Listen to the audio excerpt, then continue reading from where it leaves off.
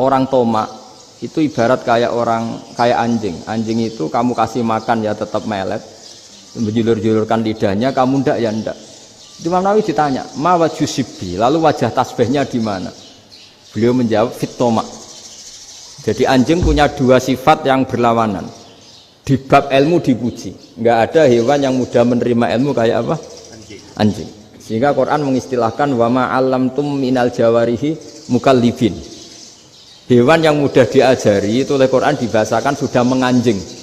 Karena anjing adalah hewan yang paling mudah apa? Diajarin. Itu diakui oleh Quran wa ma 'allamtum minal jawarihi mukallibin. Tapi dia punya sifat yang sangat buruk sekali, yaitu nggak pernah puas.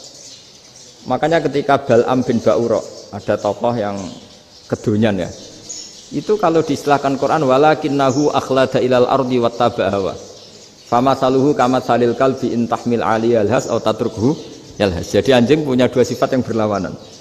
Di bab ilmu dipuji karena paling mudah diajarin. Itu saya pernah ke Malaysia, diceritain sama polisi Malaysia. Anjing itu saking cerdasnya itu bisa deteksi CD palsu sama CD bajakan, asli sama bajakan. Itu kan nggak kebayang. Kalau narkoba mungkin masih ada bau khusus ya, atau mesiu atau bom masih ada bau khusus. Ini enggak. Anjing itu dilatih ngecek CD yang asli sama yang palsu. Oh itu kebablas itu pinternya itu.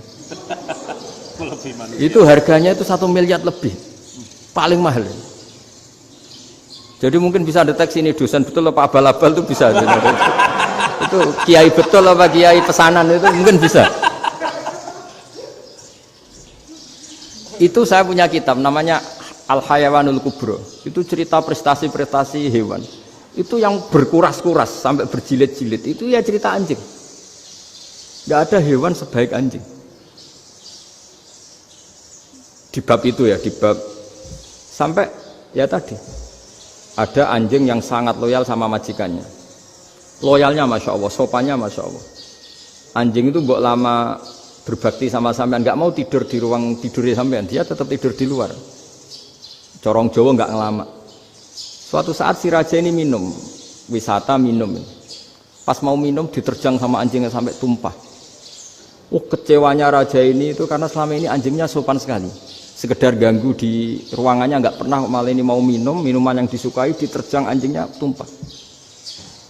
Marah kan anjingnya di mana? Ternyata apa? Minuman itu anjing ini tahu kalau minuman itu beracun, diracuni oleh musuhnya. Itu saking hebatnya anjing sampai ketika ngawal rajanya itu tidak sekedar ada penjahat atau maling. Bahkan trik-trik kayak minumannya diracun oleh orang lain itu anjingnya tahu. Sehingga pas mau diminum diterjang sampai terus supaya nggak keminum. Makanya Quran istilahkan anjing itu apa? Wa ma 'allamtum minal jawarihi mukallibin. Hewan piaraan yang kamu ajarin nanti sampai sepinter anjing.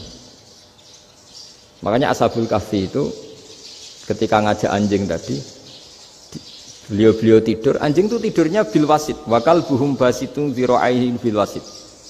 Jadi dia tidur dalam posisi siaga.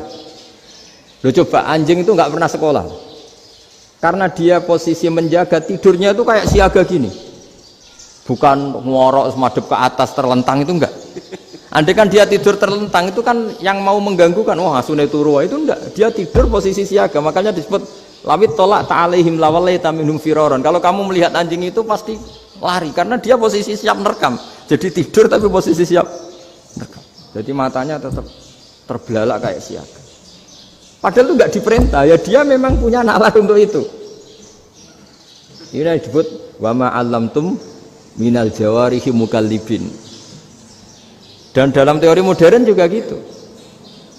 Tapi dalam hukum Islam yang dianut mazhab Syafi'i itu anjing tetap najis.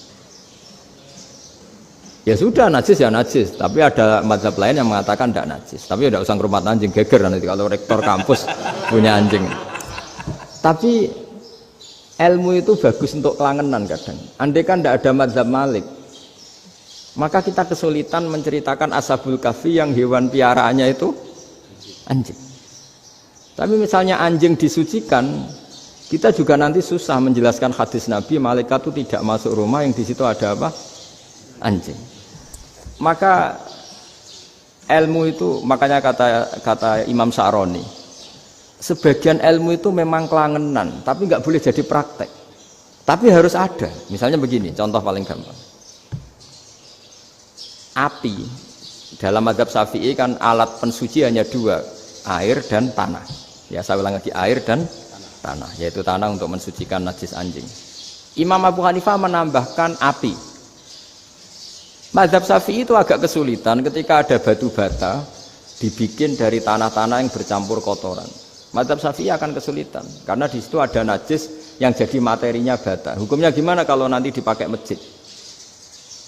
Tapi barokahnya ada beberapa mazhab. Abu Hanifah mengatakan dan api. Jadi apa tadi air, tanah, api. Alasannya masuk akal.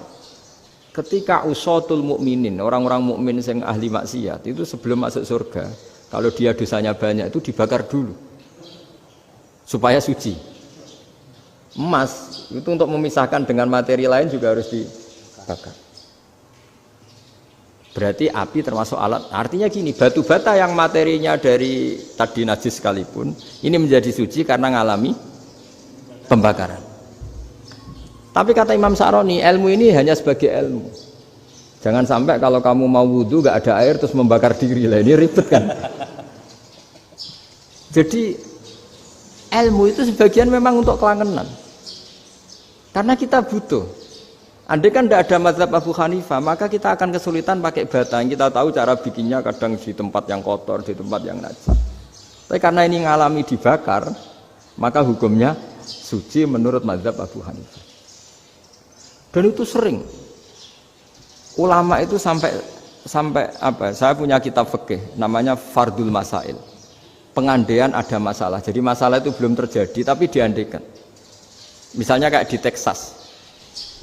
Bumi itu bulat bola. Texas itu kalau dibor itu pas Ka'bah. Lalu kiblatnya di mana?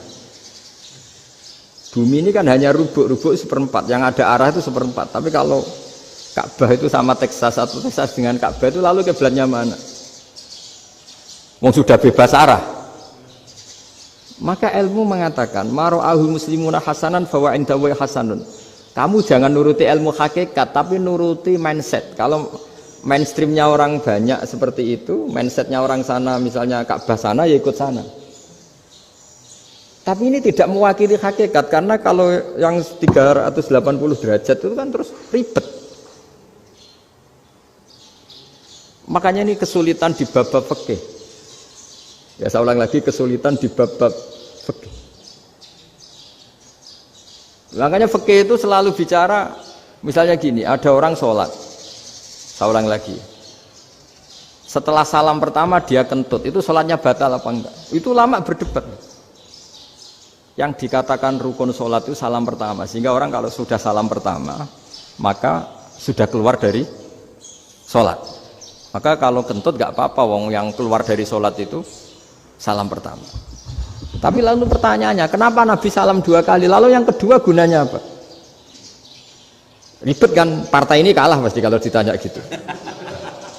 Tapi kalau ditanya dibalik, sholat itu satu ibadah yang dimulai dengan takbir, yang diakhiri dengan salam. Berarti salam pertama itu pengakhir apa nunggu salam kedua? Pertama, di semua ulama bilang salam pertama. Kalau salam pertama sudah pengakhir, berarti pembatalan setelah itu nggak punya efek, nggak punya akibat. Itu kan ribet. Debat fikih itu memang ribet. Fikih itu memang senam otak karena pertanyaannya mirip-mirip seperti itu. Sampean milih mana? Milih salam pertama apa salam kedua? Pasti ulama milih salam pertama. Jadi anehnya fikih itu di situ. Misalnya orang mati, takbir itu berapa kali? 4 kali. Andai kan takbir 5 kali itu batal apa enggak?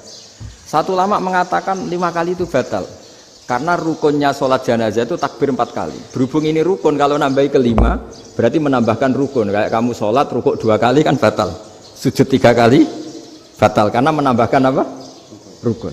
Berarti kalau takbir 5 kali, batal. Tapi pertanyaannya, takbir itu adalah wiridan biasa, sehingga kalau ditambahkan nggak punya akibat batal. Jadi perdebatan ulama itu kadang ya lucu. Kayak kemarin Pak Haris pas pertama bertamu ke sini mau ngundang saya tak ceritain. Dulu sholat jenazah itu pasti mayit di depan. Karena lazimnya sholat jenazah itu mayit di depan. Tapi mulai dulu ulama sudah berpendapat, andai kan jenazahnya di belakang pun tetap sah. Fa innal janazah laisat bi imamin. Karena jenazah itu tidak imam. Kenapa harus di depan? Oh, tidak imam kok harus di depan. Itu mulai dulu. Sehingga ketika Arab Saudi pernah mengalami tragedi, ada orang yang dibungkus kayak mayit, ternyata senjata. Setelah di dekat Ka'bah dipakai. Dulu tragedi tahun berapa itu? Pokoknya pernah ada tragedi itu. Semenjak itu Arab Saudi kalau ada orang mati tetap di kamar mayit terus ada sholat jenazah. Padahal mayitnya di belakang yang jamaah. Jadi meskipun kita tidak akan bikin ajaran baru jenazah di belakang ya tidak keren kasihan kan, tetap biasanya di depan ya di depan. Tapi meskipun jenazah ini di depan kita tetap berpendapat, andai kan di belakang tetap sah, tapi nggak usah dipraktekkan. Nah pentingnya ilmu ini begini, saya misalnya di Rembang, boleh nggak nyolati ghaib jenazah yang di Surabaya? Boleh kan? Padahal yang kita solati di belakang. Jadi ilmu itu penting. Cocok tidak cocok, nama ilmu itu penting.